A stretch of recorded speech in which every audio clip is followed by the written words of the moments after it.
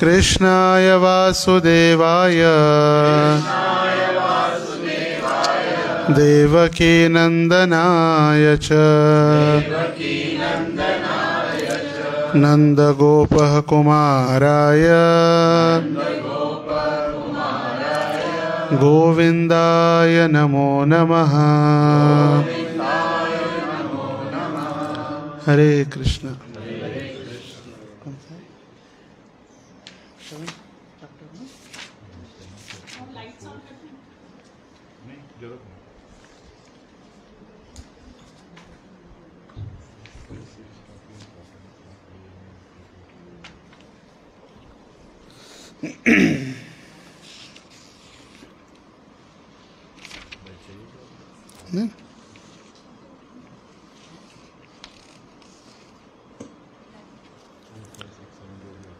अच्छा, तो हम पढ़ रहे ग्रंथराज श्रीमद् भागवतम स्कंद 1 अध्याय 7 और श्लोक संख्या है 4, 5 और 6। यहाँ से आगे चल रहा है। तो अध्याय का नाम ही है द्रोण पुत्र को दंड और श्लोक संख्या है 4। भक्ति योगेन मनसि सम्यक प्रणीहिते मले अपश्यत् पुरुषं पूर्ण मायां च तत्पदाश्रयम्। कृपया मेरे पीछे दोहराइए। भक्ति भक्ति योगेन संयुक्त होने की विधि द्वारा मनसी मन में सम्यक पूर्णतया प्रणीहिते संलग्न तथा स्थिर अमले निर्मल अपश्यत देखा पुरुषम भगवान को पूर्णम परम मायाम शक्ति को च भी तत् उसके पदाश्रयम पूर्ण वश में। अनुवाद और तात्पर्य श्रील प्रभुपाद जी के द्वारा। श्रील प्रभुपाद की जय। अनुवाद इस प्रकार। हरे हरे कृष्ण।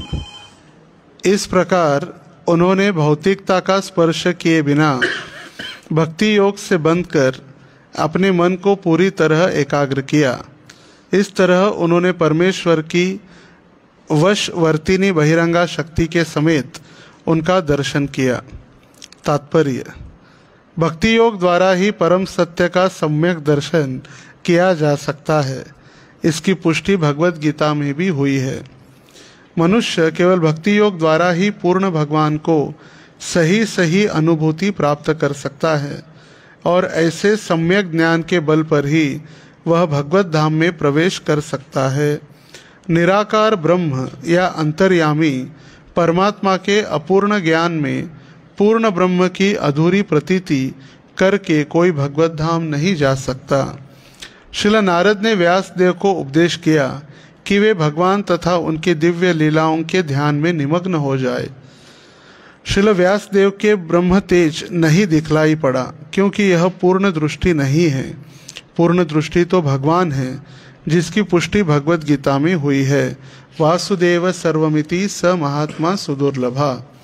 उपनिषदों में भी इस बात की पुष्टि की गई है कि भगवान वासुदेव निर्विशेष ब्रह्म के हिरण्मयेन पात्रेण द्वारा आच्छादित है और जब भगवत कृपा से यह आवरण हटता है तभी भगवान का वास्तविक मुख दिखता है।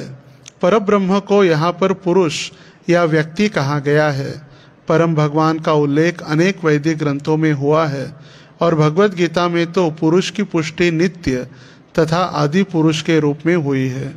श्रील प्रभुपाद की जय। हमने आधा तात्पर्य पढ़ा है, आधा तात्पर्य अभी बाकी है।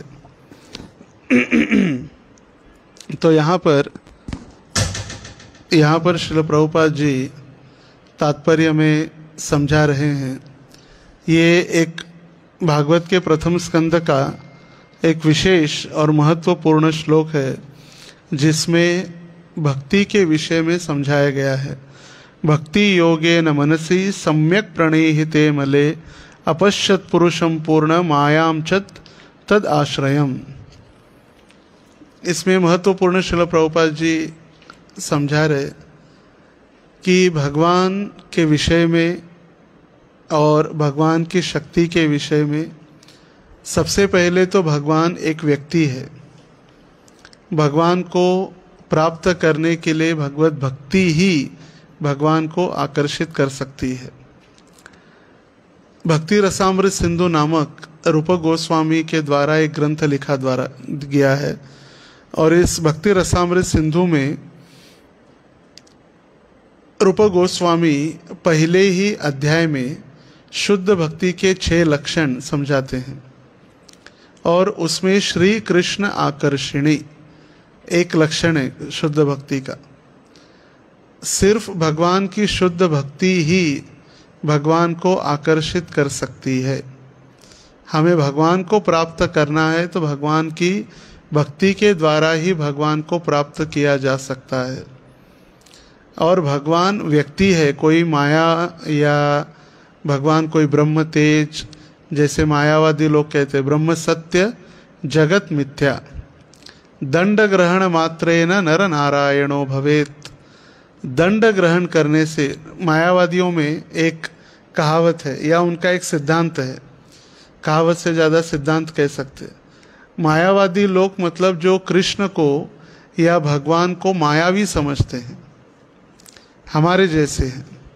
कृष्ण भी हमारे जैसे हैं मगर मायावी है, उनका शरीर मायावी है और उनका ब्रह्म तेज है। वो कोई व्यक्ति या एक रूप नहीं है, निराकार है। निराकार मतलब ब्रह्म सत्य, पूरा ब्रह्म ज्योति जो भगवान के शरीर से निकलती है। भगवान का विग्रह है, रूप है। जैसे हमारा शरीर है वैसे भगवान का भी शरीर है, और भगवान का शरीर है इसीलिए हमें शरीर मिला है। The man is made in the image of God कहा गया है। भगवान के रूप में मनुष्य को बनाया गया है, मगर जो क्वालिटी सेम है, क्वांटिटी अलग अलग है। Quality is the same but quantity is different. Quality में हम भगवान से गुणात्मक दृष्टया सेम है, मगर जो क्वांटिटी है वो अलग अलग है। 100% उसको कोई हम गिन नहीं सकते। जैसे समुद्र का पानी है, समुद्र के पानी से 1 गिलास या 1 बकेट पानी निकालेंगे तो उसमें उतने ही क्षार है, वो नमकीन जो है पानी का खारापन, वो खारापन है, उसमें क्षार है, जो अलग अलग खनिज है जैसे आयरन व्हाटएवर इट इज, तो जो भी खनिज उसमें प्राप्त होंगे वो 1 बकेट पानी में भी है और वही समुद्र के पानी में भी है। मगर समुद्र का पानी हम गिन नहीं सकते। बकेट का पानी गिन सकते हैं, 5 लीटर 10 लीटर 25 लीटर की एक बकेट हो सकती है, मगर यदि कोई समुद्र का पानी गिनने जाए तो फिर उसको पागल कहा जाएगा। फिर समुद्र का पानी कोई गिन सकता है? कोई नहीं। या दूसरा उदाहरण दिया गया है, जैसे रेती के कण, समुद्र के जो बीच होता है तो बीच पर जो रेती है, तो रेती के कण हम गिन सकते हैं क्या? कभी नहीं गिन सकते, इम्पॉसिबल। हाथ में थोड़े बहुत लेके गिनना सोच सकते या गिन सकते, मगर रेती के कण समुद्र के किनारे कहाँ कहाँ हम उसको गिनते जाएंगे। और रेती के कण की तुलना अनगिनत ब्रह्मांडों से की गई है, और ये अनगिनत ब्रह्मांड भगवान के ये जो बाल है उन बालों से निकलते रहते, अनगिनत। तो ये भगवान का मूर्तिमान स्वरूप, जो भगवान विग्रह है, विग्रह का प्रकाश जैसे निकलता है, तो प्रकाश है ब्रह्म ज्योति। मगर मायावादी लोगों को क्या लगता है कि ब्रह्म ज्योति ही सब कुछ है, हमें उस ज्योति में विलीन होना है, एक तू ही निराकार। अगर भगवान को आकार नहीं हो तो फिर हमें आकार कहाँ से मिलेगा? प्रभुपाद जी कहा करते थे कि डार्विन ने कहा कि हम बंदर से आए हैं, मगर हम तो ब्रह्मा जी से आए हैं, या मनु महाराज से आए हैं। हम ब्रह्मा जी के वंशज हैं, ब्रह्मा के पुत्र हुए मनु महाराज, और मनु से हम आए, इसीलिए हमारा नाम हुआ मनुष्य। ब्रह्मा के पुत्र हुए मनु, मनु की पत्नी हुई शतरूपा। शतरूपा और मनु महाराज सबसे पहले ब्रह्मा जी के पुत्र और उनकी पत्नी मनु महाराज की, और उनसे फिर ये धीरे धीरे धीरे धीरे सृष्टि की उत्पत्ति बढ़ती गई, और फिर हम मनुष्य बने। हम ब्रह्मा जी के वंशज हैं, हम बंदर के वंशज नहीं हैं।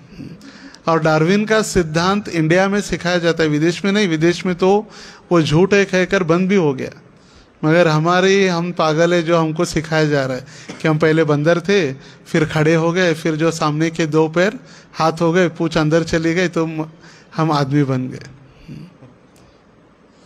मगर हम ब्रह्मा जी और मनुष्य के वंशज हैं।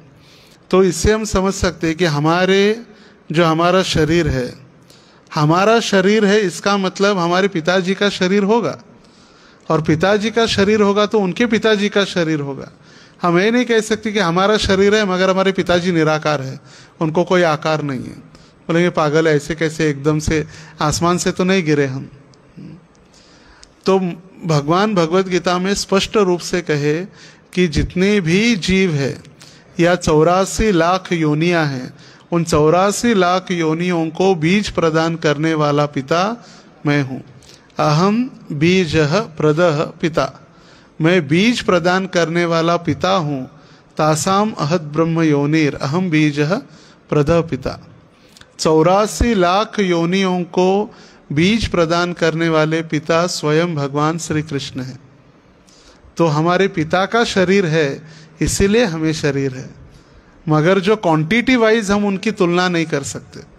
जैसे भगवान की सुंदरता हो, या भगवान का रूप है, भगवान का ऐश्वर्य है, भगवान की शक्ति है, भगवान का वैराग्य है, भगवान की बल है, शक्ति, इसकी हम तुलना नहीं कर सकते। षड ऐश्वर्य जिसे कहा गया है, ये षड ऐश्वर्य भगवान के पास परिपूर्ण है, और इसीलिए उनको भगवान कहा गया है। षड ऐश्वर्य पूर्ण भगवान। मगर हम भगवान नहीं, हमारे पास थोड़ी सुंदरता है, एकदम थोड़ा सा कुछ शक्ति है, थोड़ा सा रूप है, थोड़ी सी संपत्ति है, हमको लगता है हम बहुत सुंदर है, मगर हमसे करोड़ों गुना सुंदर वो स्वर्ग के देवी देवता है। उनके सामने हम तो बंदर के समान है। फिर जैसे हम बंदर को देखकर हंसते हैं कभी कभी, अरे इनका रूप देखो कैसे है, तो फिर स्वर्ग के देवी देवता हमें देखकर हंस रहे। मगर उसके ऊपर का लोक है जनलोक, महरलोक, तपलोक, सत्यलोक, ये 7 लोक ऊपर और 7 लोक नीचे, हम बराबर बीच में है पृथ्वी। फिर नीचे है अतल, वितल, सुतल, तलातल, रसातल, महातल और पाताल। नीचे 7 लोक, ऊपर 7 लोक।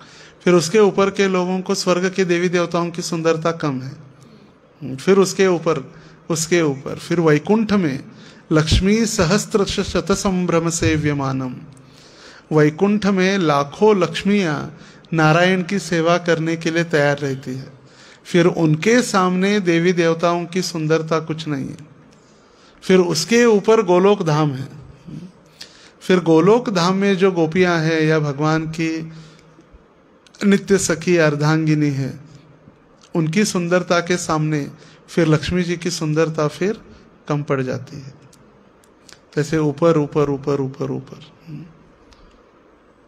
जैसे जितना हाईएस्ट फ्लोर 27th है ना, ये 27th, कई कई सिटीज़ में जितना हम ऊपर जाते हैं तो उसका रेट्स कम हो जाता है, मगर बॉम्बे में जितना आप ऊपर जाएंगे उतने रेट ज़्यादा है, क्योंकि आपको समुद्र का व्यू दिखेगा, सी व्यू।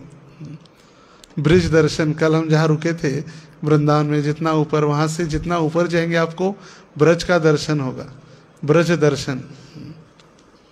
तो ऐसे जितना ऊपर ऊपर ऊपर ऊपर जाएंगे, मगर यहाँ पर प्रभुपाद जी स्पष्ट कह रहे कि भगवान को रूप है, भगवान एक व्यक्ति है, सत चित आनंद।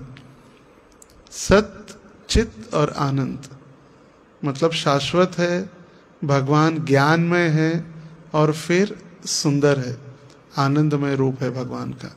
भगवान का रूप कभी भी नष्ट होने वाला नहीं है। भगवान कृष्ण की आयु 15.5 से 16 साल के बीच में रहती है मैक्सिमम, उससे बढ़ती नहीं है, 15.5 या 16। और राधा रानी की 14.5 से 15 साल बस।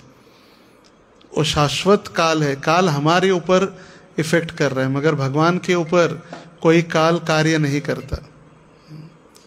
तो उनकी शाश्वत आयु जितने भी लाखों साल बाद, करोड़ों साल बाद, अनादि काल से भगवान की आयु उतनी रहेगी, 15.5 से 16 साल।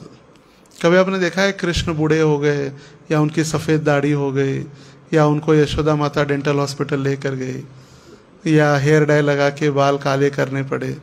नहीं, ये हमारे ऊपर काल निर्भर करता है, इम्पैक्ट कर रहा है। कालोस्मी भरत ऋषभ, मगर ये काल भी भगवान है। काल कौन है?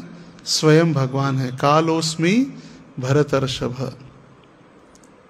काल हमारे ऊपर इम्पैक्ट करता है, मगर भगवान के ऊपर नहीं। और भक्ति के द्वारा, मतलब प्रभुपाद यहाँ पर जो समझा रहे, भक्ति के द्वारा भगवान को हम जान सकते हैं। तो भक्ति मतलब क्या है?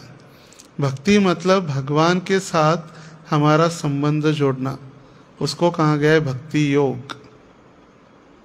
संबंध जब जुड़ता है तो उसको कहा गया है योग। मगर आजकल योग की परिभाषा ही अलग है, योग का फुल फॉर्म ही अलग। योग मतलब सिर्फ एक्सरसाइज करना योग नहीं है। योग मतलब संबंध जोड़ना। तो भक्ति योग मतलब हमारा भगवान के साथ संबंध जोड़ना। तो भगवान की अनुभूति या प्रचिति 3 प्रकार से की जा सकती है। सबसे पहले जो भगवान का धाम है गोलोक, गोलोक धाम में भगवान शाश्वत रूप से वहाँ पर रहते हैं। गोलोक नामनि निज धामनि तलेच तस्य देवी महेश हरिधाम सुतेषु तेषु तेते प्रभाव निचया विहितां शयेन गोविंदमादि पुरुषम तमहम भजामि। गोलोक नामक एक स्थान है, वहाँ पर भगवान सदैव अपने नित्य पार्षदों के साथ रहते हैं गोलोक धाम में। मगर हम इतने एडवांस नहीं है कि भगवान का हम गोलोक धाम में दर्शन करें, तो दर्शन नहीं हो पाएगा जहाँ पर भगवान का शाश्वत दर्शन है। दूसरा है परमात्मा स्वरूप भगवान का दर्शन। हमारे हृदय के अंदर परमात्मा स्वरूप जो भगवान है, उनका दर्शन हम कर सकते हैं क्या? नहीं, क्योंकि उसके लिए योग साधना और ध्यान धारणा बताई गई है। मगर ये कलयुग में हम कोई भी ध्यान नहीं कर सकते। सत्य युग में ध्यान होता था। कृते यध्यायतो विष्णुम त्रयतायाम यजतो मखई द्वापरे परिचर्यायाम कलौ तद हरि कीर्तनात्। कृते मतलब सत्य युग में ध्यान हुआ करता था। सत्य युग में भगवान की प्राप्ति ध्यान के द्वारा की जा सकती थी। लोगों की आयु भी 1 साल हुआ करती थी। लोगों की आयु 1 साल, क्षमा कीजिए, 1 लाख साल, 1 साल नहीं 1 लाख साल, 1 लाख वर्ष की आयु। जैसे हम सुनते हैं कि हिरण्यकश्यपु ने 60,000 वर्ष तपस्या की, तो लगता है अरे 60,000 साल कौन जीता है। मगर सत्य युग में लोगों की आयु ही 1 लाख साल की थी, तो उसमें से 50-60% उन्होंने तपस्या की। कृते यध्यायतो विष्णु, और उस समय भगवान की भक्ति ध्यान के द्वारा भगवान की प्राप्ति की जा सकती थी। मगर अभी हम सबको बताए कि ध्यान करना है, होगा ध्यान। और उससे बढ़कर यह है गड़बड़ कि यदि हम कहें कि आप किसी का भी ध्यान करो, मगर काली बिल्ली का ध्यान नहीं करना है, और जैसे ही आंख बंद करेंगे हमें सबसे पहले काली बिल्ली नजर आएगी या काली बिल्ली का ही ध्यान आएगा, तो ध्यान योग है ही नहीं कलयुग में।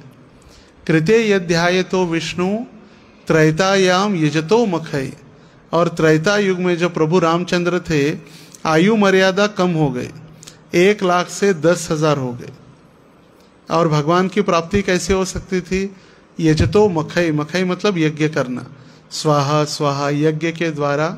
आजकल ऐसे यज्ञ नहीं होते, आजकल जो हम यज्ञ देखते हैं पूजा वगैरह, ये तो सिर्फ एक हम सोच सकते बस ऐसे होते। यज्ञ करना मतलब उस समय भगवान को या देवी देवताओं को वो मंत्र के द्वारा, उन मंत्रों के द्वारा, मंत्रोच्चारण के द्वारा वहाँ पर भगवान और देवी देवता प्रकट हो जाते थे, पूरा प्रकट हो जाते थे। जैसे हम सुनते पुराने ज़माने में जैसे गोमेध यज्ञ, अश्वमेध यज्ञ किए जाते थे, तो इसलिए कि अच्छे गाय की बलि दी जाती थी, नहीं, जो बूढ़ी गाय या बीमार गाय रहती थी या जो कुछ ही समय में मरने वाले हैं, ऐसे प्राणियों को आहुति अर्पण करके इतनी शक्ति थी, उनको नया शरीर प्राप्त हो जाता था, नया, यज्ञ के द्वारा। बलि मतलब उसको खाते नहीं थे काट के। आजकल लोगों को भ्रांत धारणा है कि लोगों को लगता है कि प्राणियों को काट के खाते थे ऋषि मुनि, नहीं। उनको बलि देना मतलब जो मरता जो एकदम जिसकी मृत्यु नज़दीक है, ऐसे प्राणियों को यज्ञ में आहुति के समान अर्पित करके उनको नया शरीर प्राप्त हो जाता था।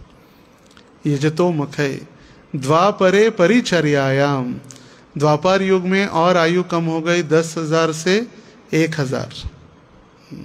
परिचर्यायाम मतलब भगवान के अर्चा विग्रहों की सेवा, डिटी वर्शिप। द्वापर युग का युग धर्म था डिटी वर्शिप, हम जैसे करते वैसे नहीं। आप में से तिरुपति कौन कौन गए? बालाजी तिरुपति, आप गए बालाजी तिरुपति, दर्शन वगैरह किया होगा। तो बालाजी का जो पोशाक है, ड्रेस भगवान का 1.5 CR का ड्रेस है एवरी डे, एक दिन का ड्रेस है 1.5 CR। बालाजी के लड्डू या बालाजी का भोग आपने देखा होगा। दक्षिण भारत में घी के तेल के कुएं हैं, कुएं।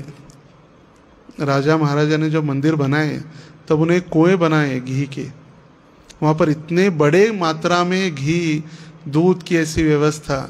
या जब मंदिर बनाए गए तो भगवान की सेवा के लिए या भगवान की आराधना में कोई लक्ष्मी या पैसे की कमी न हो, इसीलिए मंदिर के लिए बड़ी बड़ी प्रॉपर्टीज जगह लेके रखी हुई थी। मैं एक दिन पढ़ रहा था, जगन्नाथ जी जो जगन्नाथपुरी के हैं, उनकी सबसे बड़ी प्रॉपर्टी ऑल ओवर इंडिया में जगन्नाथ जी की है। 56,000 एकड़ जमीन सिर्फ उड़ीसा में है जगन्नाथ जी की, और उतनी हर स्टेट में भी है अलग अलग, जगन्नाथपुरी के जगन्नाथ जी के नाम से। वैसे ही टीटीडी तिरुमला तिरुपति देवस्थानम्स, उनके अलग अलग प्रॉपर्टी हर स्टेट्स में उनकी रखी है, जगह है, गार्डन है, उनका फॉरेस्ट है भगवान की सेवा के लिए। और फिर वहाँ भगवान के नाम के उच्चारण के साथ डिटी वर्शिप होती थी। और डिटी वर्शिप में भी मंत्रों के द्वारा अग्नि प्रज्वलित होती थी, मंत्रों के द्वारा सब कुछ।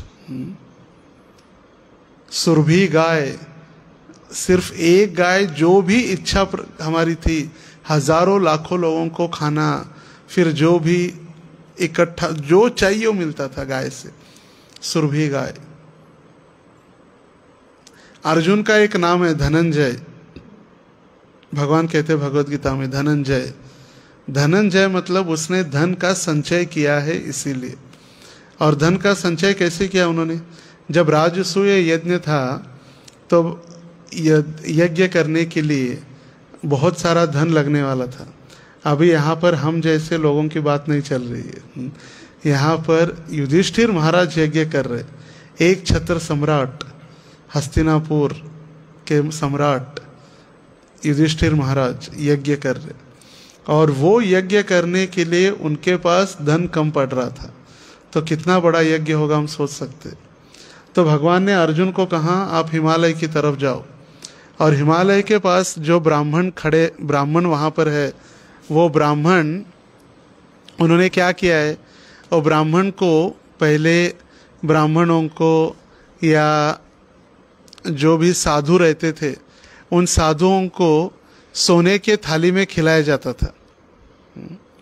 सोने की थाली में खिलाकर, जैसे आजकल हम पत्तल लाते, पत्तल, तो पत्तल में हम खिलाते और पत्तल फिर फेंक दिया जाता है, या मिट्टी के कुल्हड़ है, मिट्टी के प्लेट्स वगैरह है। मगर उस समय सोने की थाली में खिलाया जाता था, और वो साधु वो सोने की थाली लेकर अपने साथ ट्रैवल नहीं करते थे, एक बार यूज हो गए तो फेंक देते थे।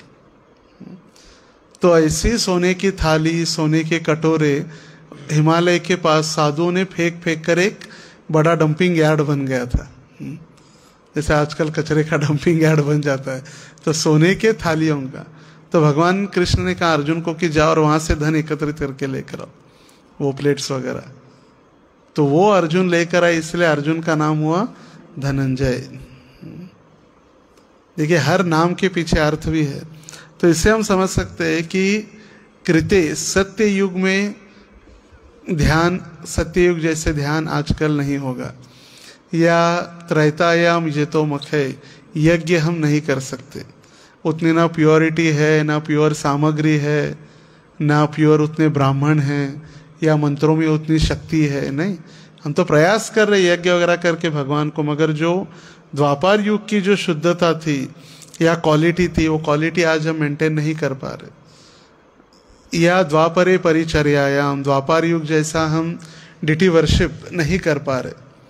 और इसीलिए कहा गया है हरेर नाम हरेर नाम हरेर नामैव केवलम।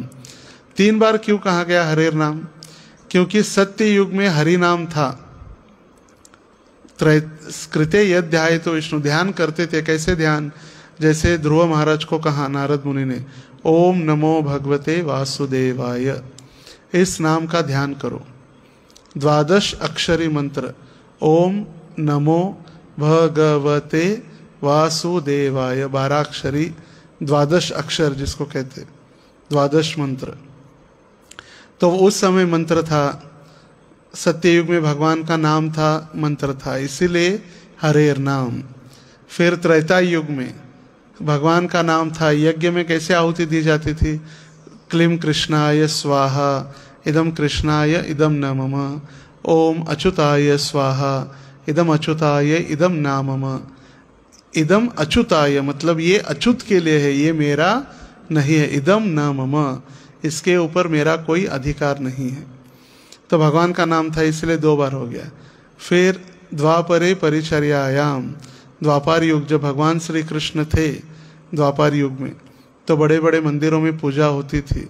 तो ओम कृष्णाय स्वाहा, या कृष्ण एष धूप समर्पयामि, कृष्णाय स्वाहा, दीप दर्शनम समर्पयामि, तो भगवान का नाम था ही। तो इसीलिए 3 बार हरेर नाम हरेर नाम हरेर नामैव केवलम। कलौ मतलब इस कलयुग में, नास्तैव पहली बार कहा नास्तैव, क्यों? क्योंकि हम सत्ययुग जैसा ध्यान नहीं कर सकते। नास्तैव त्रेता युग जैसे यज्ञ नहीं कर सकते। नास्तैव द्वापर युग जैसे मंदिरों में अर्चा विग्रहों की आराधना नहीं कर सकते। इसलिए 3 बार कहा गया हरेर नाम हरेर नामय एव केवलम।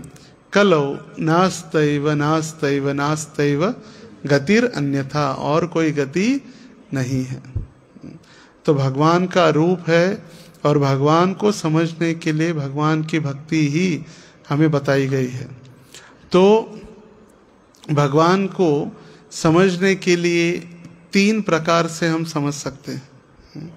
ब्रह्मेति परमात्मेति भगवान इति शब्दते। भगवान ने कहा भगवत गीता में कि 3 प्रकार से कैसे समझा जा सकता है भगवान को, या भगवान की प्राप्ति। ब्रह्मेति परमात्मेति भगवान इति शब्दते।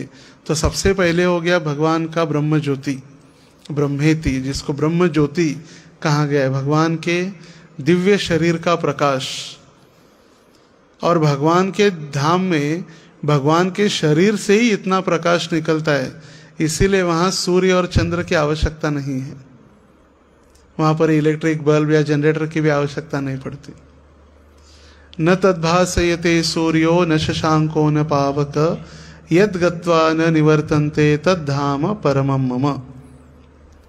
न तद्भासयते सूर्यो, भगवान कह रहे मेरे धाम में सूर्य की आवश्यकता नहीं है। न तद्भासयते सूर्यो, न शशांको न पावक, शशि मतलब चंद्र, न पावक मतलब हवा की भी आवश्यकता नहीं है। यद गत्वा न निवर्तन्ते, एक बार वहां जाने के बाद वापस आने की आवश्यकता नहीं है। यहाँ इस दुनिया में अगर सूर्य नहीं है, एक दिन छुट्टी ले ली सूर्य ने तो क्या होगा? हाहाकार मच जाएगा।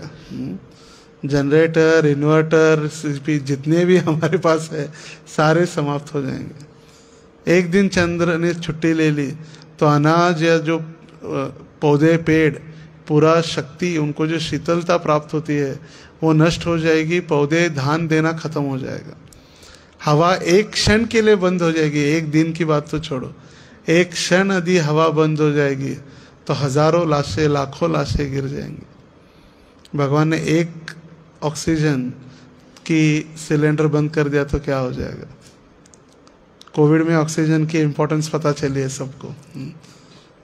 एक व्यक्ति था इटली में, मैं पढ़ रहा था आर्टिकल, एक इटली का व्यक्ति 90 इयर्स, तो कोविड सीजन में उनको 3 सिलेंडर लगाए गए ऑक्सीजन के, और अराउंड 80-90 कुछ थाउजेंड यूरोज वहाँ की जो करेंसी है इटली की, उसको बिल दिया। तो व्यक्ति रोने लगा बहुत, तो रोने लगा तो डॉक्टरों ने पूछा कि बिल ज़्यादा हो गया इसीलिए रो रहे क्या आप? बोले नहीं, बिल ज़्यादा होगा इसीलिए नहीं, मैं सोच रहा हूँ कि सिर्फ आपने 3 सिलेंडर लगाए, इतना बड़ा बिल दिया, मगर भगवान ने जो इतना अनलिमिटेड मुझे ऑक्सीजन दिया है, बचपन से आज 90 साल तक उन्होंने कभी भी मेरा बिल नहीं भेजा, उसके लिए मैं रो रहा हूँ। हमें क्यों करनी चाहिए? लोग बोलते हैं क्या जरूरत है भक्ति करने की? कभी बिल भेजा है भगवान ने? पानी तो हम कहते हैं ऑक्सीजन, कार्बन डाइऑक्साइड, ये CO2 वगैरह बनता है, मगर जो पानी दे रहा है, इंद्र पानी दे रहे, इसीलिए तो बारिश हो रही है। इसलिए पानी के झरने हो या पेड़ पौधे के लिए, खेती के लिए जो बारिश आ रही है, उसका कोई बिल दे रहा है? कोई नहीं दे रहा है। प्राणवायु का बिल नहीं है, कितने सूर्य प्रकाश, चंद्र प्रकाश, इसके कोई बिल नहीं। इसीलिए हम ऋणी हैं, देवताओं के ऋणी हैं, देव ऋणी, पितृ ऋणी, माता ऋणी, ऋषि ऋणी, हम सभी के ऋणी बन जाते हैं। माता ने हमें गर्भ में रखा 9 महीने, उनके हम ऋणी बन जाते हैं, पिता के ऋणी बन जाते हैं। ये सारे देवताओं ने जितनी भी हमें फ्री फैसिलिटी दी है, उनके हम ऋणी बन जाते हैं, गुरु के ऋणी बन जाते हैं। मगर इन सब का ऋण चुकाएंगे कैसे? और इनका ऋण चुकाना असंभव, इसीलिए जब हम मुकुंद की शरण ग्रहण करते हैं तो फिर भगवान मुकुंद, मुक्ति प्रदान करने वाले जो है, ये सारे ऋण से हम छूट सकते हैं। इसलिए भागवत में वर्णन किया गया है, जब आप गोविंद की प्रदक्षिणा करेंगे परिक्रमा, तो वहाँ पर एक श्लोक आपको दिखाई देगा भागवतम का, गोविंद मंदिर में, अपने राधा गोविंद मंदिर में। प्रभुपाद जी जो भागवत में सुखदेव गोस्वामी परीक्षित महाराज को समझाते हैं कि जब हम कोई पेड़ के मूल को पानी देते हैं, रूट्स में, तो सारा जितना भी उसके टहनियाँ हैं या पत्ते हैं, उनको अपने आप शक्ति मिल जाती है, पोषण मिल जाता है। उनको अलग से पत्तों को पानी पिलाने की, टहनियों को पानी पिलाने की आवश्यकता नहीं होती। उसी लिए जिसे हम भगवान की भक्ति करते हैं तो अपने आप सारे ऋणों से हम मुक्त हो जाते हैं, क्योंकि भगवान सभी कारणों के कारण आदि पुरुष है। ईश्वरः परमः कृष्णः सच्चिदानंद विग्रह अनादिर आदिर गोविंदः सर्व कारणः कारणम। स्वयं ब्रह्मा जी कहे भगवान श्री कृष्ण सभी के कारणों के कारण है, आदि पुरुष परमेश्वर है, ईश्वरों के भी ईश्वर, परम ईश्वर। और ये भगवान व्यक्ति है। और इनका जो मैंने कहा ब्रह्मेति, तो जो भगवान का ब्रह्म ज्योति है वो एक, क्या कह सकते हैं, एक पद्धति है भगवान को प्राप्त करने की, जिसको मायावादी कहा जाता है। परमात्मेति, जो परमात्मा का ध्यान करने वाले योगी है। और तीसरा है भगवान, भगवान का मूर्तिमान स्वरूप, भगवान का विग्रह, मूर्ति, भगवान का रूप, सुंदर रूप, चाहे वो फिर चित्र में हो, विग्रह के रूप में हो, उनको कहा जाता है भगवान। तो इसके लिए उदाहरण देते हैं प्रभुपाद जी तीन चीजों का। एक है सूर्य देव, सूर्य नारायण। सूर्य नारायण एक देवता भी है। 7 घोड़ों का रथ के ऊपर वो आरूढ़ रहते हैं। अभी आने वाले जनवरी के 28 तारीख को रथ सप्तमी है। रथ सप्तमी उस दिन सूरज की गति बढ़ जाती है।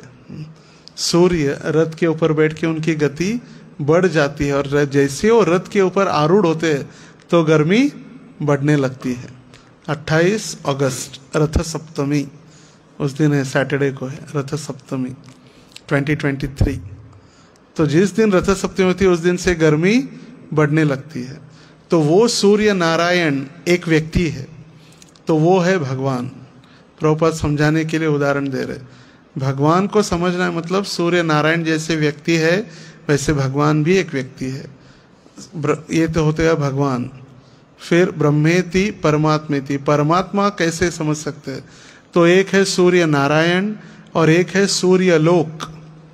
सूर्य लोक भी एक है, सूर्य ग्रह, सूर्य का एक ग्रह भी है। तो वो मतलब परमात्मा के समान है। और जो सूर्य प्रकाश है वो है ब्रह्म ज्योति। सुबह सुबह हम सूर्य को नहीं देखते, सूर्य नारायण को नहीं देखते, प्रकाश को देखते। तो प्रकाश खिड़की से या दरवाजे से अंदर आता है, इसका मतलब सूर्य उदित हो गया है, सनराइज हो गया है। तो उसको सूर्य को जाके देखने की आवश्यकता नहीं है। सूर्य प्रकाश हुआ मतलब सूर्य देव उदित हो चुके हैं। हम जाते हैं सूर्य को देखने, इम्पॉसिबल, देख भी नहीं सकते। जब ग्रहण लगता है, सूर्य ग्रहण, तो अलग अलग चश्मे या दूरबीन से देखा जाता है, एक्लिप्स, सोलर एक्लिप्स। तो हम सूर्य को नहीं देख सकते, उसी प्रकार हम भगवान को भी नहीं देख सकते, मगर ये उदाहरण से समझ सकते हैं। सूर्य प्रकाश मतलब ब्रह्म ज्योति, सूर्य लोक मतलब परमात्मा, और सूर्य देव मतलब भगवान कृष्ण। ब्रह्मेति परमात्मेति भगवान इति शब्दते। तो कृष्ण एक व्यक्ति है, उनके शरीर से निकला हुआ दिव्य प्रकाश है जिसको ब्रह्म ज्योति कहा गया है। और इन भगवान को प्राप्त करने के लिए सिर्फ भक्ति के द्वारा ही हम उनको प्राप्त कर सकते हैं। और इसको क्या कहा गया है? वासुदेव सर्वमिति स महात्मा सुदुर्लभ।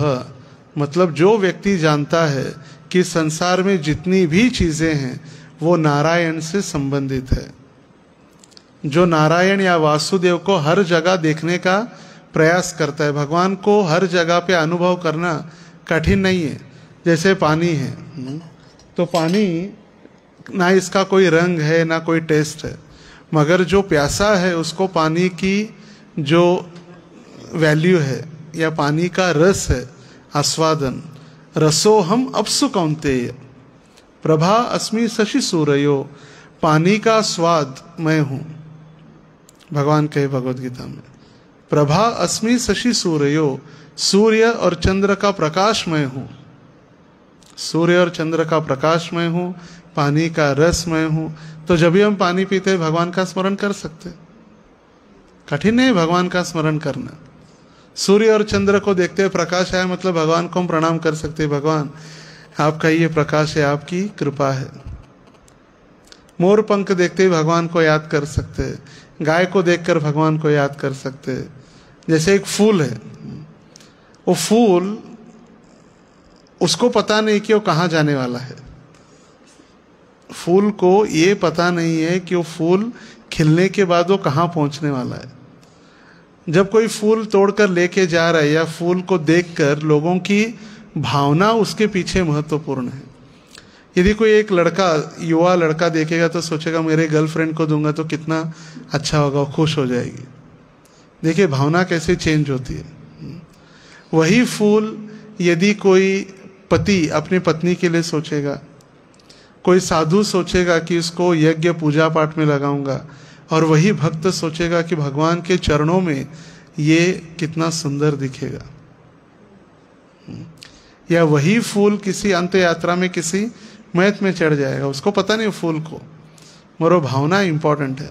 प्रभुपाद जी को पूछा गया, प्रभुपाद जी भगवान के चरणों में फूल गिरते हैं, उनका क्या फ्यूचर क्या है? तो प्रभुपाद जी कहे, ये जो फूल है ये जो पेड़ से निकले हैं और भगवान के चरणों में आए हैं, वो पेड़ अगले जन्म में मनुष्य बनेगा। भक्ति करने के लिए उसको मनुष्य शरीर प्राप्त होगा। नहीं, हमको लगता है कोई भी फूल भगवान के चरणों में नहीं आता। देखिए लाखों करोड़ों फूल आते हैं मार्केट में। गाजीपुर फूल मंडी में हम देखेंगे लाखों करोड़ों फूल रहते हैं वहाँ पर, मगर कुछ विरला ही पर्टिकुलर फूल ही भगवान के चरणों में आते हैं।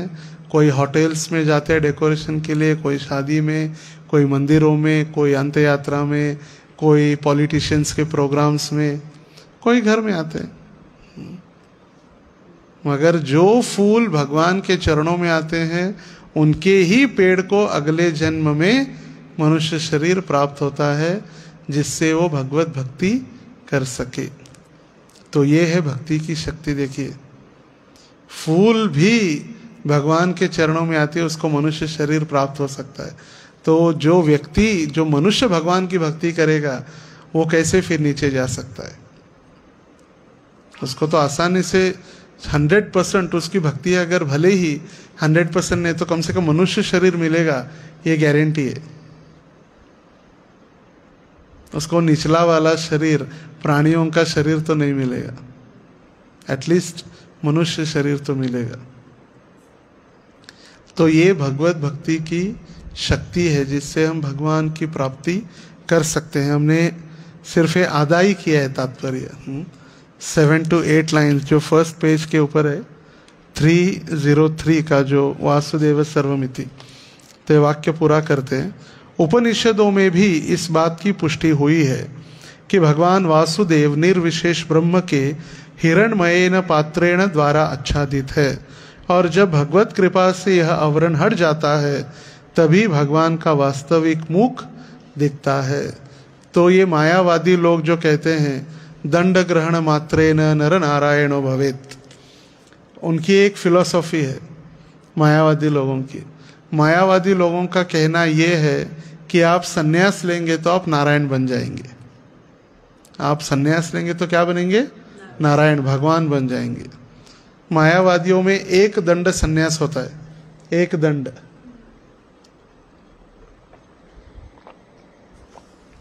एक दंड सन्यास मतलब उनके हाथ में सिर्फ एक दंड होता है, एक।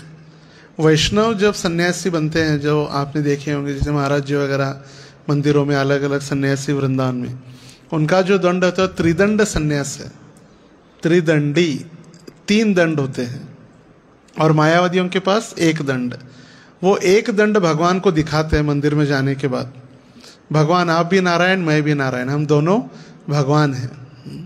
आप भी नारायण मैं भी नारायण दिखाते हैं।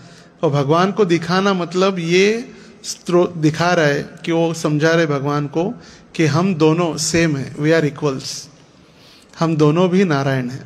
मगर वैष्णव सन्यासी है त्रिदंडी, उसके 3 दंड होते, 3 दंड एकत्रित, उसको तीनों को बांध दिया जाता है, 3 दंड को, काया वाचा और मन। काया वाचा मनसः, BMW car, body words and mind, body mind and words, BMW गाड़ी का नाम से आपको याद रहेगा, BMW, body mind and words. तो ये तीनों मैं भगवान आपको अर्पित कर रहा हूँ। और वो दंड के ऊपर एक आधा चंद्राकृति, एक छोटा सा दंड होता है ऊपर, छोटा सा एक, वो है आत्मा। इन तीनों को बांध के आत्मा को ऊपर, एक प्रतीक है आत्मा का। और वो वैष्णव सन्यासी सबसे पहले जमीन पर वो दंड लगाते हैं। तो भगवान को कह रहे कि भगवान मेरा काया वाचा मन और मेरी आत्मा आपको समर्पित है। और फिर खुद दंडवत करते, मतलब ये शरीर भी आपकी सेवा में समर्पित है। मगर मायावादी क्या करते, भगवान को दिखाते, इसका मतलब हम दोनों इक्वल है, समान है। तो ये मायावादियों में और हम में अंतर है। मायावादी कृष्ण अपराधी, महाप्रभु कहे मायावादी कौन है? कृष्ण अपराधी है।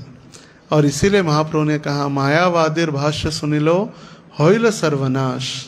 यदि हम मायावादियों का भाष्य सुनेंगे तो हमारा सर्वनाश हो जाएगा, हमारी भक्ति नष्ट हो जाएगी। कभी कभी संस्कार चैनल, आस्था चैनल, सारे आध्यात्मिक चैनल पर कथाएं चलती रहती है। हम ये सोचते नहीं कौन कथा कर रहा है, कोई भी साधु कथा कर रहे, चलो भागवत चल रही है हम सुनते हैं।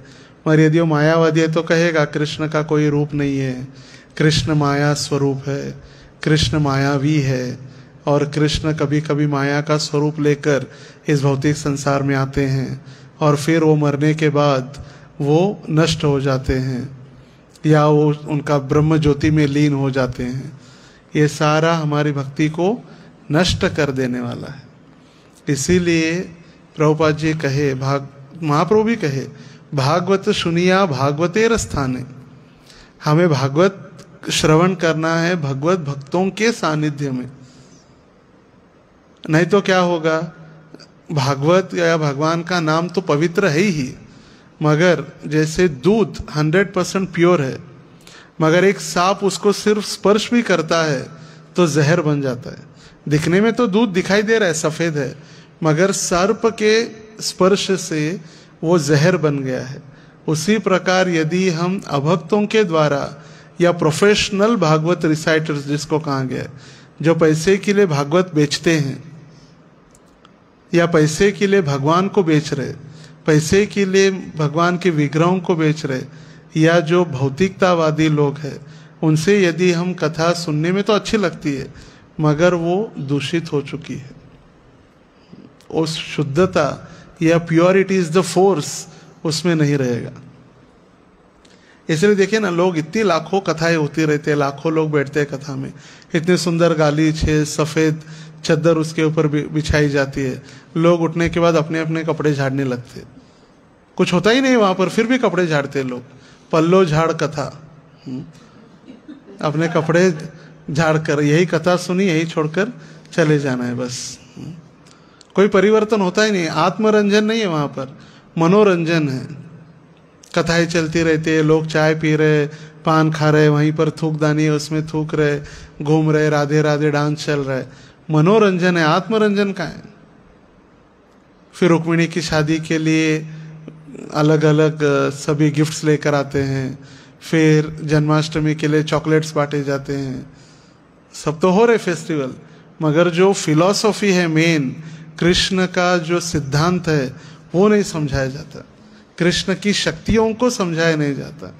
इसीलिए भागवत हम डायरेक्ट दशम स्कंद पर नहीं जाते, पहले स्कंद से जाते हैं। पहले स्कंद से लेकर भागवत के दशम स्कंद तक जाना मतलब भगवान के चरणों से उनका चेहरे का दर्शन करना है। भागवत का पहला और द्वितीय स्कंद भगवान के चरण है। पहला और दूसरा स्कंद क्या है? भगवान के चरण। तीसरा और चौथा भगवान के जो क्या कहते हैं इसको, ये पार्ट काफ से, फिर पांचवा और छठा ये, फिर सातवां, आठवां, नौवां और फिर 10वां मतलब चेहरा है, मुखार विंदयो। दशम स्कंद भागवतम का दशम स्कंद 90 अध्याय जिसमें कृष्ण लीला का वर्णन है, वो भागवतम का दशम स्कंद भगवान का चेहरा है। 11वां स्कंद फोरहेड और 12वां बाल, सिर। ऐसे भागवतम भी भगवान का एक दिव्य स्वरूप है, तो उसको स्टेप बाय स्टेप हमको जाना है। ऐसे भागवत कथाओं में क्या होता है, पहला, दूसरा, तीसरा जितने भी स्कंद है अलग अलग, 9वें स्कंद तक 1 या 2 दिन में खत्म हो जाते हैं और फिर डायरेक्ट वो पहुंच जाते हैं दशम स्कंद में। रास लीला, वस्त्रहरण लीला, गोपी गीत, और वहाँ पर लोगों को बहुत अच्छा लगता है, कितना गोपी गीत है, गोपियों का प्रेम। फिर गोपी गीत सुनते सुनते रोना चालू हो जाता है। फिर कथा समाप्ति, सब लोग अपने अपने घर में जाके भूल जाते हैं सब। मगर जब तक हम ये नहीं समझेंगे कि कृष्ण कौन है, कृष्ण की शक्तियाँ क्या है, तब तक हम फिर कृष्ण को भी सर्वसाधारण व्यक्ति समझने लगेंगे। अरे कृष्ण ने रासलीला खेली इसलिए हम भी दांडिया कर रहे, कृष्ण की भी गोपियाँ थी इसलिए हमारी भी सहेलियाँ है। तो भगवान को हम हमारे समान एक सर्वसाधारण व्यक्ति समझने लगते हैं। या एक भगवान को भी एक कामुक व्यक्ति समझने लगते तो फिर हमारी भी काम वासना बढ़ती जाती है। इसीलिए भगवान कौन है, भगवान की शक्तियों को समझना सबसे इम्पोर्टेंट है फर्स्ट। इसीलिए भागवतम को भागवत भक्तों के सानिध्य में और स्टेप बाय स्टेप पहले स्कंद से लेकर धीरे धीरे धीरे, पहले स्कंद में महाभारत का वर्णन है, मैं शॉर्ट में बता देता हूँ। पहला स्कंद में महाभारत से शुरुआत है, फिर द्रोण पुत्र को दंड ये अध्याय, आने वाले 8वें अध्याय में परीक्षित का रक्षण और कुंती महारानी की प्रार्थना, 9वें अध्याय में भीष्म देव की प्रार्थना, भीष्म देव की प्रार्थना होने के बाद भगवान वापसी हस्तिनापुर से द्वारका जाने के बाद अर्जुन वापस आता है और फिर रोते रोते युधिष्ठिर महाराज के समक्ष खड़ा हो जाता है। युधिष्ठिर महाराज पूछते हैं क्या हुआ, इतना क्यों रो रहे, रास्ते में कोई संकट आया क्या, किसी ब्राह्मण की इच्छा पूरी नहीं की या किसी स्त्री की इच्छा पूरी नहीं की, क्या हुआ? तो कहने लगता है अर्जुन कि हरिणा बंधु रूपिणा, जो हमारे बंधु हरि थे हमें छोड़कर चले गए। और ये जब सुनती है कुंती महारानी, उसी क्षण शरीर छोड़ देती है। 5 पांडव हिमालय की तरफ चलने लगते हैं कुत्ते के साथ, सबसे पहले कुत्ता, फिर द्रौपदी, फिर जो भाई नकुल और सहदेव, फिर भीम, फिर अर्जुन, युधिष्ठिर महाराज एक एक अपना शरीर छोड़ देते हैं। फिर उसके बाद दुशासन के पिता धृतराष्ट्र का जंगल में अग्नि में नष्ट हो जाना, कलियुग का प्रवेश, कृष्ण स्वधाम उपगते, जिस दिन भगवान भगवत धाम वापस चले जाते हैं उस दिन कलियुग प्रारंभ हो जाता है। और परीक्षित महाराज कली को दंड देते हैं और फिर कली को 4 स्थान देते हैं, जहाँ मांसाहार हो रहा है, व्यभिचार हो रहा है, जुआ हो रही है और अवैध स्त्री संग हो रहा है। तो ये 4 स्थान, तो ये प्रथम स्कंद है। द्वितीय स्कंद में सृष्टि की उत्पत्ति कैसे हुई, चतुश्लोकी भागवत, भगवान ने 4 श्लोकों ने ब्रह्मा जी को जो भागवत सुनाई उसका वर्णन द्वितीय स्कंद में। तीसरे स्कंद में मैत्रेय और विदुर का संवाद, सृष्टि की उत्पत्ति होने के बाद क्या क्या संवाद हुआ, ये दोनों का संवाद है तृतीय स्कंद में। फिर देवहूति और कपिल देव का संवाद, कपिल देव जो भगवान के अवतार है, वो कर्दम मुनि के पुत्र अपनी माता के गुरु बनकर उनको सांख्य योग का वर्णन करते हैं तृतीय स्कंद में। चतुर्थ स्कंद में पृथु महाराज और ध्रुव महाराज का उपाख्यान है मेन, ध्रुव महाराज और पृथु महाराज, चौथा स्कंद। फिर 5वें स्कंद में सृष्टि की रचना, खगोल, भूगोल नहीं खगोल, सूर्य की गति, 60,000 माइल्स पर सेकंड सूर्य की स्पीड है। हमको लगता है सूर्य कितने आराम से 24 घंटे बाद यहाँ से यहाँ आ रहा है, और उसकी गति है 60,000 माइल्स पर सेकंड, सूर्य की गति। गंगा का अवतरण, फिर शिशुमार पर्वत, ये जितना भी उसका वर्णन है। फिर उसके बाद भरत महाराज का वर्णन, भरत महाराज जो हिरण के प्रति आसक्त हो गए। फिर पूरी भवाटवी का वर्णन, और फिर परीक्षित महाराज के लिए 84 लाख प्रकार के नरक है। कितने? 84 लाख। मगर परीक्षित महाराज के पास समय नहीं था, इसलिए 28 प्रकार के नरकों का वर्णन सुखदेव गोस्वामी करते। 5म स्कंद का 26वां अध्याय, रौरव, महारौरव, कुंभीपाक, ये सारे अलग अलग नरकों का वर्णन करते हैं। फिर नरक का वर्णन सुनने के बाद परीक्षित महाराज सोचते भगवान इतने कठोर कैसे हैं, इतना दंड देते। फिर दयालु कैसे भगवान बताने के लिए 6ठे स्कंद का पहला अध्याय अजामिल उपाख्यान, एक बार भगवान का नाम लेकर अजामिल का कैसे उद्धार हुआ वो वर्णन। फिर वृत्रासुर की कथा 6ठे अध्याय में। 7वें अध्याय में अपने प्रहलाद महाराज का पूर्ण वर्णन, प्रहलाद महाराज ने गर्भ में क्या सीखा, प्रहलाद महाराज ने अपने बच्चों के साथ क्या वार्तालाप किया, प्रहलाद महाराज ने हिरण्यकश्यप को क्या समझाया। फिर उसके बाद नारद और युधिष्ठिर महाराज का संवाद, जिसमें ब्रह्मचारी, क्षत्रिय, वानप्रस्थ, संन्यास, गृहस्थ ब्रह्मचारी और वानप्रस्थी और सन्यासी 4 वर्ण 4 आश्रम का वर्णन 7वें स्कंद में। 8वें स्कंद में वामन देव समुद्र मंथन का वर्णन, मोहिनी मूर्ति और गजेंद्र मोक्ष की लीला। कल वामन जयंती है। वामन देव भगवान की जय। वामन देव अवतरित होंगे कल, विजया द्वादशी। इसलिए आज एकादशी के दिन 12 बजे तक उपवास निर्जल भी था, क्योंकि कल उपवास नहीं हो सकता, इसीलिए। वामन द्वादशी है कल, भाद्रपद की द्वादशी, विजया द्वादशी, जिस दिन वामन देव अवतरित हुए। फिर 9वें स्कंद में सूर्य वंश का वर्णन, सूर्य वंश की इक्ष्वाकु महाराज, मनु महाराज, फिर उनके पुत्रों के वंशावली। फिर उन्हीं के इसमें दशरथ महाराज, और दशरथ महाराज के घर में 4 पुत्र, राम, लक्ष्मण, भरत और शत्रुघ्न। रामायण 2 अध्याय में वर्णन करके 2 श्लोकों में परीक्षित महाराज को सुखदेव गोस्वामी कृष्ण लीला समझाते। 2 अध्याय में रामायण और 2 श्लोक में कृष्ण लीला। मथुरा में जन्म, गोलोक में लीला, गोवर्धन उठाना, कंस का वध, फिर स्वधाम गमन, सिर्फ 2 श्लोक में, और शांत हो जाते। 9वां अध्याय समाप्त। और तब कहते हैं कि नहीं, मैं तो थका नहीं हूं, अभी तो मुझे और सुनना है। स्वादु स्वादु पदे पदे, मैं तो थका नहीं हूं। आपको लग रहा होगा कि मैंने खाया नहीं पिया नहीं इसीलिए, पर मुझे तो अभी और कथा सुननी है, और बताइए।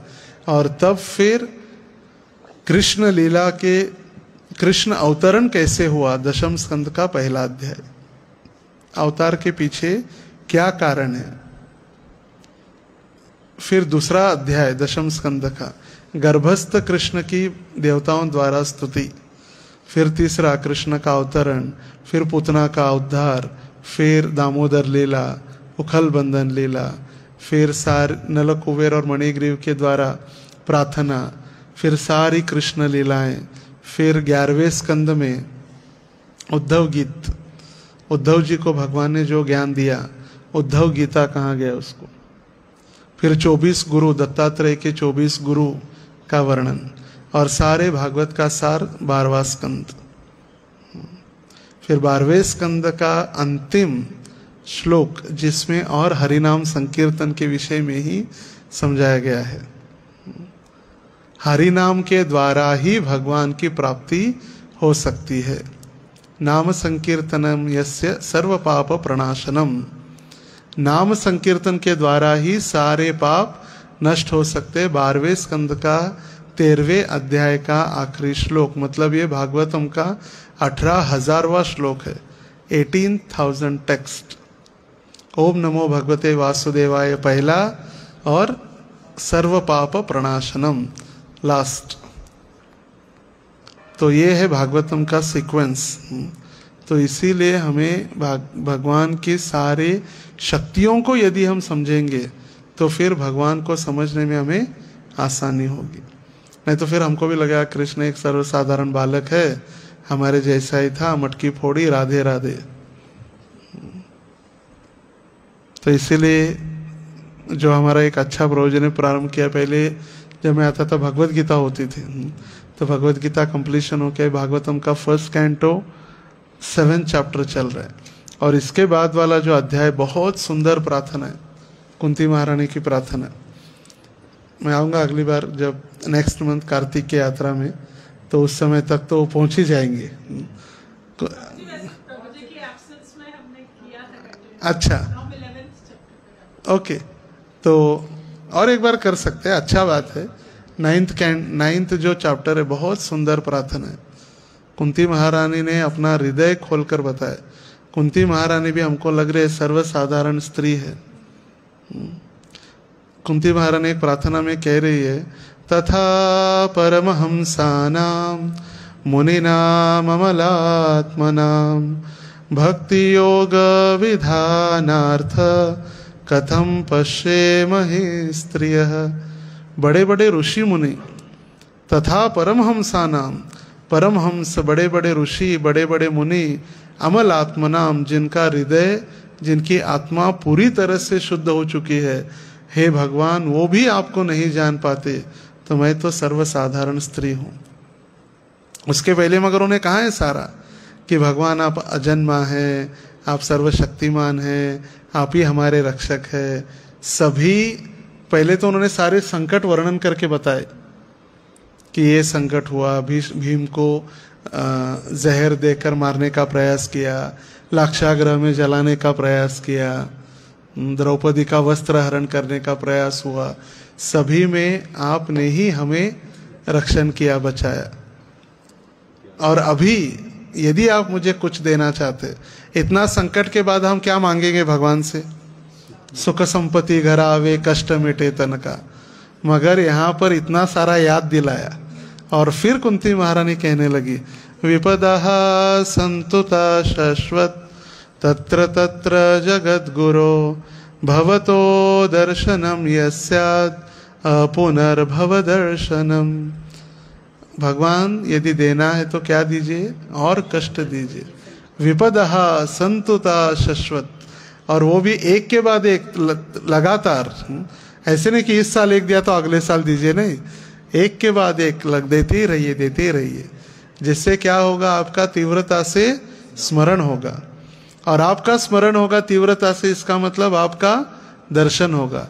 और एक बार आपका दर्शन हो गया तो फिर भौतिक संसार का दर्शन नहीं होगा। देखिए कितनी बड़ी फिलॉसफी है। और फिर वो कह रहे कि मैं सर्वसाधारण स्त्री हूं। बहुत सुंदर सुंदर प्रार्थनाएं हैं। तो और उसको कार्तिक के महीने में यही प्रार्थना कंटिन्यू कीजिए, और कंठस्थ भी करना बहुत सुंदर है। कंठस्थ मतलब उसको बाहट करना, कंठस्थ, कंठ पे रखना, जिसको कभी भी हम याद करके बोल सकते हैं। और एक हमें कभी भी भागवतम के श्लोक है ना, अगर हम उसको लयबद्धता से गाते हैं, मतलब उनके जो टोन है, बहुत सुंदर उसका अनुभव। भले हमें अर्थ नहीं समझ रहा है, मगर उसका जो आनंद है वो आनंद तो अलग ही है। जैसे यहाँ पर कुंती महारानी कह रहे, नमो पंकजनाभाय नमः पंकजमालिने नमो पंकजनेत्राय नमस्ते पंकजांग्रहे। पंकज मतलब कमल। भगवान का हर एक अंग प्रत्यंग कमल के समान है। फिर भगवान के नेत्र हो, भगवान के चरण हो, भगवान की नाभि हो, सब कुछ कमल पुष्प के समान। बहुत सुंदर प्रार्थना है आने वाला अध्याय, कुंती महारानी की प्रार्थना। और कुंती महारानी ये भी कह रही कि सबसे, अगर आप किसी का धन बनते हैं, नमो अकिंचन वित्ताय निवृत्त गुणवृत्तये आत्मा रामाय शांताय कैवल्य पतये नमः। नमो अकिंचन वित्ताय, वित्त मतलब धन, वेल्थ, प्रॉपर्टी। जो भौतिक संसार में परेशान हो चुका है, आप उसकी प्रॉपर्टी है। एक होता है भिखारी और एक है भिक्षुक। ध्यान दीजिए, दो शब्द है, एक है भिखारी और एक है भिक्षुक। दोनों हमको समान ही लगते हैं, मगर इसमें बहुत अंतर है। भिखारी मतलब जिसके पास कुछ नहीं है, मगर वो सारे संसार का भोग करने की इच्छा है। सारा संसार भी उसको दिया तो भी कम है। कुछ साल पहले जब एक वृंदावन के भिखारी का क्या कह सकते उसको, झोपड़ी, झुग्गी झोपड़ी होती है उसकी रहने की, तो जो मर गया, उसको मरने के बाद उसकी झोपड़ी जब खोली और देखा पुलिस वालों ने, तो 1,37,000 तो उसके पास कैश था और 37 लाख उसके अकाउंट में थे। तो हो गया भिखारी। इतना सारा होने के बाद भी वो भीख मांगते रहते, उसको पता ही नहीं था कि मेरे पास इतना है। और एक है भिक्षुक, जिसके पास कुछ नहीं है मगर उसको कुछ पाने की इच्छा भी नहीं है। He is 100% dependent on Krishna. उसको, उसके पास कुछ नहीं भी है और उसको कुछ पाने की इच्छा भी नहीं है, बस वो है भिक्षुक। और उनको दान देने के लिए लंबी कतार है वृंदावन में। ऐसे भी शुद्ध भक्त है, ऐसे भिक्षुक जो उनको भिक्षा देने के लिए, दान देने के लिए आपको सालों साल वेटिंग लगता है। साल या 2 साल में एक बार नंबर आएगा, क्योंकि ऐसे किसी से नहीं लेते। अगर वो दान ले रहे तो पूरे इंक्वायरी होगी, आप क्या कर रहे हैं, आपका बिजनेस क्या है, वो प्योर है कि इम्प्योर है, कि ब्लैक मनी है, वाइट है, पूरा। ऐसे नहीं, और जितना पेट के लिए आवश्यक है उतना बस। उनके पास एक कमंडल होता है डब्बा स्टील का, उतना ही भर के मधुकरी जिसको कहा गया, मधुकरी, मधु मतलब हनी बी। हनी बी क्या करती है, एक फूल के ऊपर बैठ के जितना उसको पराग के कण एकत्रित करना है करके चली जाती है। तो ऐसे ये भी जितना चाहिए उतना है, घर से लिया खाया खत्म बस, मधुकरी। तो बहुत बहुत धन्यवाद आप सभी का। पिछले 3 दिन पहले भी राधाष्टमी के दिन 4 तारीख को ना, 4 को इकट्ठा हुए थे हम प्रभु जी के घर पे। तो तुरंत वही पीछे जो प्रभु जी बैठे ऊपर है, तो 4 को वहाँ थे, फिर 5 और 6 2 ही दिन का गया, फिर 7 को। और आज तो मुझे वैसे जाना था, प्रभु जी ने मुझे जबरदस्ती कहा नहीं रुकिए, एकादशी सत्संग के लिए स्पेशली। और सैटरडे का सत्संग होता है ना, सैटरडे का छुट्टी के दिन होता है, फिर भी उसको प्रीपोन किया। और प्रीपोन करने के बाद भी अब इतनी बड़ी संख्या में एकादशी के दिन, और यही एकादशी है उपवास। एकादशी का उपवास मतलब भगवान के नज़दीक रहना, उप मतलब नज़दीक, वास मतलब रहना, जिसमें हम अधिक से अधिक कथा कीर्तन श्रवण करते रहे। नहीं तो एकादशी के दिन तो चलते रहता है, खाना तो है ही दिन भर, मगर कथा कीर्तन और ऐसे विरला संधि प्राप्त होना ये बहुत सौभाग्य की बात है। तो प्रकाश जिज्ञासी प्रभु का विशेष धन्यवाद है, जो हमेशा हमें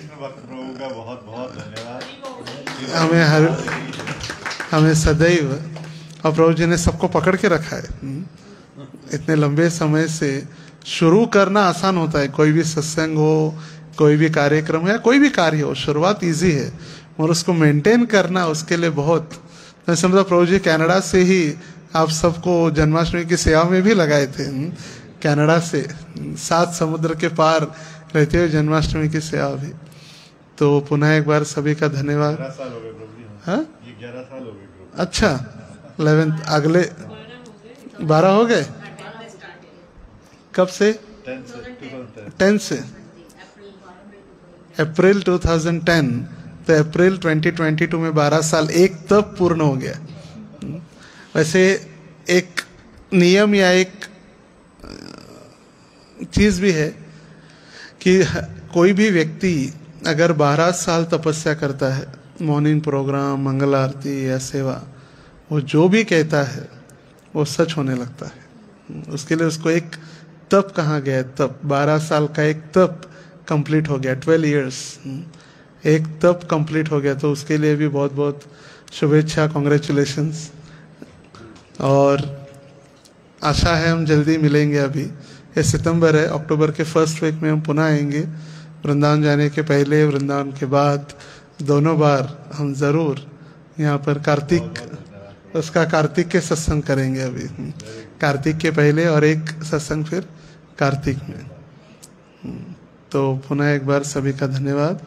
हरे कृष्णा कृष्णा कृष्णा हरे हरे, हरे राम राम राम हरे हरे। कार्तिक में जैसे हम बस लेके जाते हैं, पिछली बार भी आप गए। यस, तो इस बार भी जाएंगे बस लेके। तो जरूर हम वैसा प्रोग्राम रखेंगे, आप बताइएगा तो आपको साथ में बस में लेके जाएंगे। चलेगा आते हुए या जाते हुए एक साइड। Yes yes yes. और 17 बहुलाष्टमी है, 17 अक्टूबर, आप याद रखिए 17 अक्टूबर बहुलाष्टमी है, जिस दिन राधा कुंड का आविर्भाव है। राधा कुंड वृंदावन में जो प्रकट हुआ वो दिन है बहुलाष्टमी।